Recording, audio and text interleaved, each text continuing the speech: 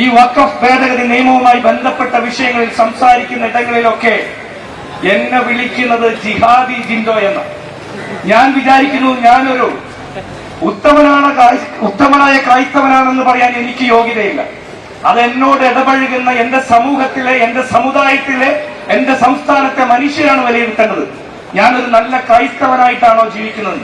പക്ഷേ ഞായറാഴ്ചകളിൽ കുർബാന കൂടാൻ പോകാൻ എനിക്ക് സ്വാതന്ത്ര്യം കിട്ടിയത് ഈ രാജ്യത്തിന് ഇന്ത്യൻ നാഷണൽ കോൺഗ്രസിന്റെ നേതൃത്വത്തിലുള്ള ധീര ദേശാഭിമാനികൾ ജീവൻ പോലും വെള്ളിവെച്ചുകൊണ്ട് സ്വാതന്ത്ര്യ സമര പോരാട്ടത്തിൽ ഏർപ്പെട്ടുകൊണ്ട് എന്റെയും നിങ്ങളുടെയും അവസാന ആശ്രയമായിട്ട് ഇന്നും ഈ രാജ്യത്ത് ഇന്ത്യൻ ഭരണഘടന അവശേഷിക്കുന്നത് കൊണ്ട് മാത്രമാണ്.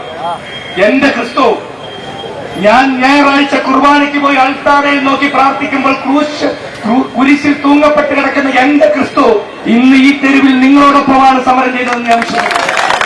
എന്റെ ക്രിസ്തു ഇന്ന് ഈ സമരത്തോടൊപ്പം നിറഞ്ഞു നിൽക്കുന്നു ഞാൻ വിചാരിക്കുന്നു. കാരണം ഈ രാജ്യത്തെ ഒരു വലിയ വിഭാഗത്തിൽപ്പെട്ട മനുഷ്യരെ അപരവൽക്കരിക്കുന്ന, അന്യവൽക്കരിക്കുന്ന നിയമങ്ങൾ നടപ്പാക്കുന്ന നരേന്ദ്രമോദിയുടെ സംഘപരിവാർ സർക്കാരിനെതിരെ ശബ്ദമുയർത്തുന്നവരിലാണ് യഥാർത്ഥ ക്രിസ്തു ശോഭിക്കുന്നതെന്നാണ് ഞാൻ വിശ്വസിക്കുന്നത്.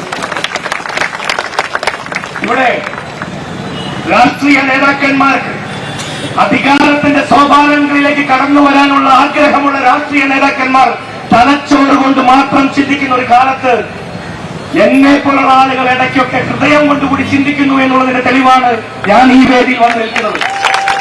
ഹൃദയം കൊണ്ടുകൂടി ചിന്തിക്കുന്ന മനുഷ്യർക്ക് ഇന്ത്യയുടെ മതേതരത്വത്തെ ഉയർത്തിപ്പിടിച്ചുകൊണ്ട് തെരുവിൽ സമരം ചെയ്യുന്ന മനുഷ്യരോട് അനുഭാവം പ്രകടിപ്പിച്ചുകൊണ്ട്, അനുകമ്പ കാണിച്ചുകൊണ്ട് സംസാരിക്കാൻ സാധിക്കുമെന്ന് ഞാൻ വിശ്വസിക്കുന്നു.